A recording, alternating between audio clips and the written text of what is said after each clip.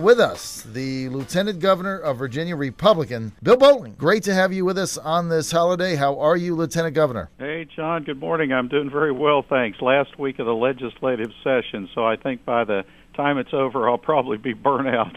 You might need a week off or a day off. Yeah, or more than a week, I think. Right, you definitely need some time off.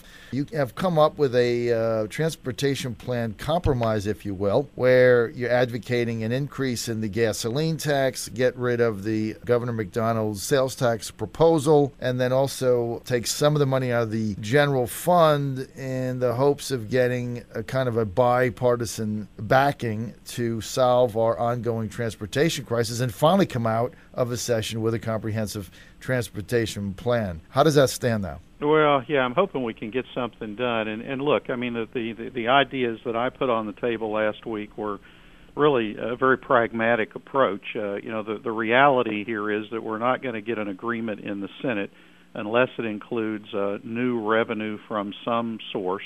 It seems to me the easiest way to do that is to address the fact that the gas tax hasn't been increased since 1986, and it's considerably less. The regional average is about 27 cents a gallon.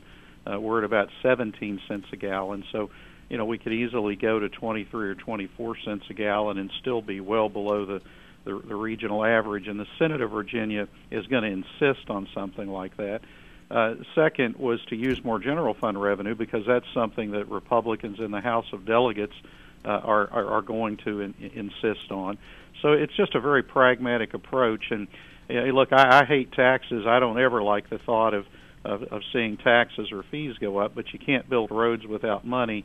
You got to get that money someplace. Only really two places to get it. One is through new revenue. Two is through existing revenue. The Senate wants to do it one way. The House wants to do it another. You're never going to get the problem solved unless you're willing to compromise. So I laid on the table what I thought was a responsible compromise. It would get us about $700 million a year in new funding for highway maintenance and construction. And then if you give some critical regions of the state, Northern Virginia, Central Virginia, Hampton roads, the ability to come up with a little bit of money on their own, then you can get at or above $1 billion a year, which is the target that we've been working toward for about the last decade. So, bottom line, John, is on an issue like this, you're just not going to solve this problem unless you can get 21 votes in the Senate and 51 votes in the House. To do that, everybody is going to have to be willing to compromise a little bit. So I think the reaction to that approach has been positive. Right now there seems to be a willingness to try to get to yes, but we've got 5 days in which to do that, and we'll just have to see how the conferees put the pieces of the puzzle together. But at the end of the day, I am prepared to support just about any proposal that'll get 21 votes in the Senate and 51 votes in the House. This is an issue we've been talking about for 12 years now. And I just think the time's come to get something done, and to make that happen, everybody's going to have to be willing to give a little bit. Right, because in order to have this solved, there's going to have to be compromise. There's no question. And, one of the things that I wanted to ask you about today is we have several candidates running for lieutenant governor on the Republican side, all saying they don't want an increase in the gas tax. They don't want an increase in the sales tax. They don't want an internet tax. They don't want a fee. And that we can get this $1 billion by taking it out of the general fund. Here's my question. If we could have already taken it out of the general fund to solve transportation in this state, why haven't we done that? Well, the answer is we could solve the problem that way. And look, that's how I would prefer to solve the problem. And it's really not that difficult. If 10 years ago we would have simply said that we're going to take 10% of the new revenue growth every year and move it to transportation, we wouldn't be having this conversation today. So can you solve the problem that way? Absolutely. The problem is it is not a politically achievable solution.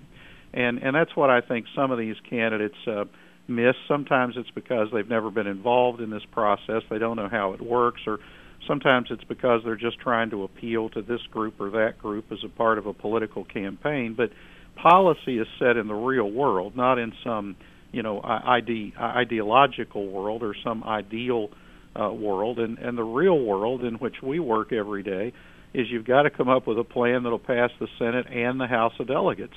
and the House of Delegates wants to use existing revenue. The Senate wants new revenue.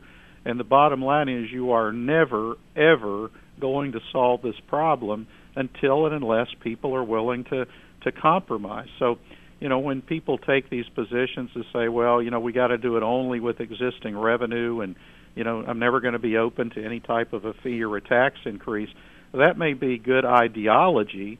It may be good politics if you're running in a Republican primary, but I will tell you, none of those people will solve this problem. None of them.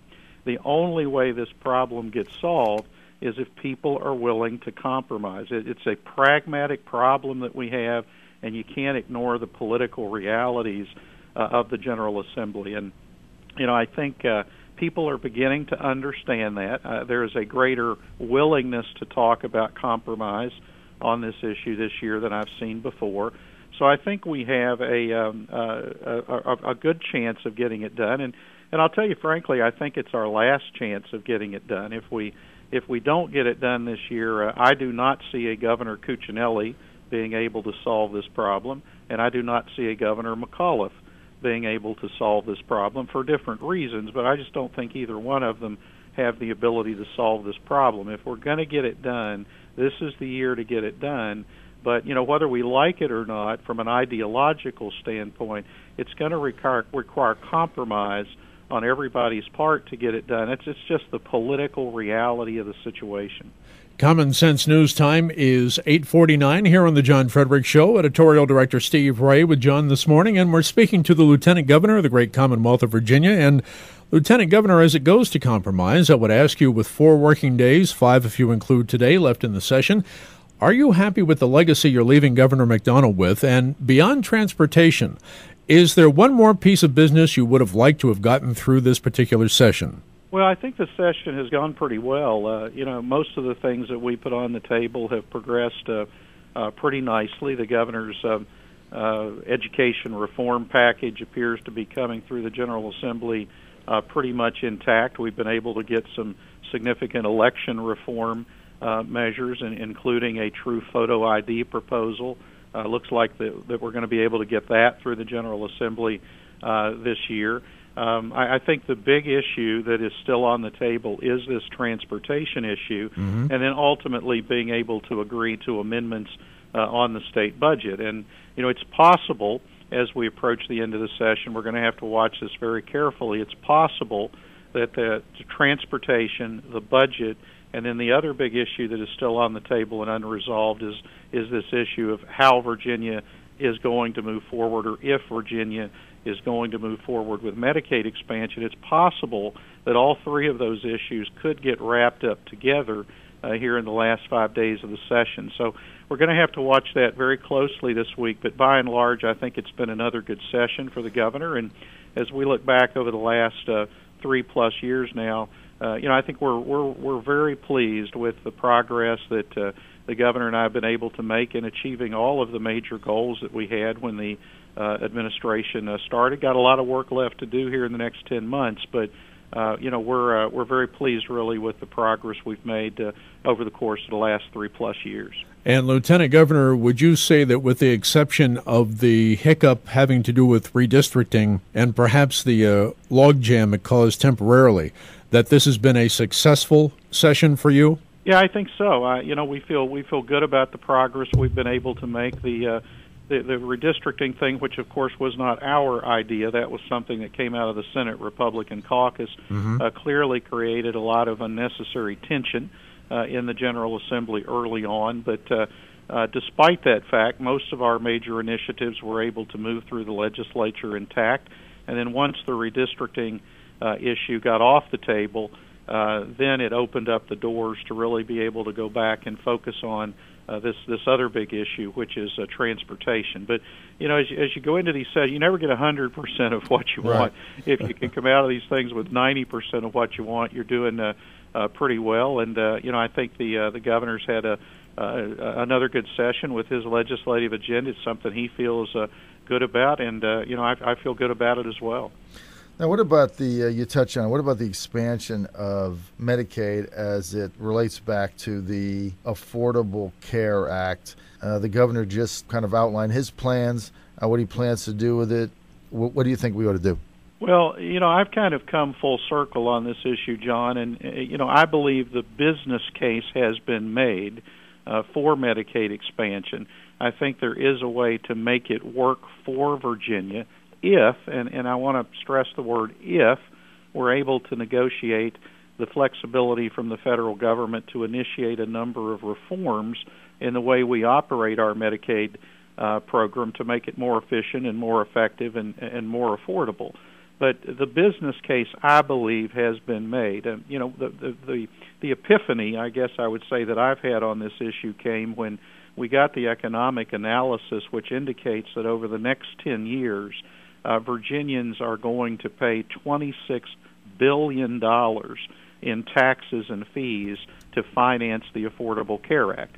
Now, I'm no fan of the Affordable Care Act. I thought it was bad policy, and I don't think Washington can afford it. I also thought it was probably unconstitutional. But, whether we like it or not, those issues have been resolved. It appears as though key components of the Affordable Care Act are, in fact, going to move forward. Virginians, as a result, are going to pay $26 billion in taxes and fees over the next 10 years to finance this program. The only way that we recoup any of that money for the benefit of Virginia is through a responsible expansion of Medicaid.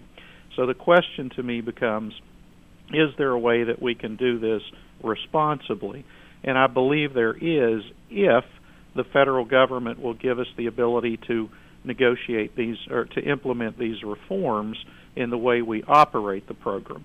The governor and I agree that Medicaid expansion should only take place if we get the ability to reform the Medicaid program. Our disagreement on this issue is really more one of strategy. The governor feels that we should say no to expansion until we get the ability to implement the reforms. I believe we should say to the federal government that we're willing to move forward with expansion if they'll give us the ability to negotiate the reforms. I think to implement the reforms. I think that just gives us a stronger negotiating posture. And my concern is that the feds are less likely to give us the ability to implement the reforms if they feel that we're still, stiff-arming them on expansion. If they feel that we're open to expansion, then I think they're more willing to sit down and negotiate with us about reform. So our disagreement is more of a strategic one. But at the end of the day, we both hold the same belief that we should not move forward with expansion unless we get the ability to significantly reform the way Medicaid works. But if we can get the ability to reform the way Medicaid works, then I think the business case for expansion is really pretty compelling. Lieutenant Governor, you have told many of us in the press that you're going to make a big announcement on March 14th. That's about 3 weeks away. What your future is? Is there still on the table a likely bid for governor as an independent in Bill Bolling's future? Well, I think it's 50-50, John. I said when we went into this process that there were three questions I had to answer. First was, is there a realistic opening in this campaign for a credible independent candidate, and would I be viewed as a credible independent candidate? We've answered that question. There clearly is an opening in this campaign for a credible independent candidate, and I think all of the evidence that we've seen indicate that I would be viewed as a credible independent candidate. So we've answered that question.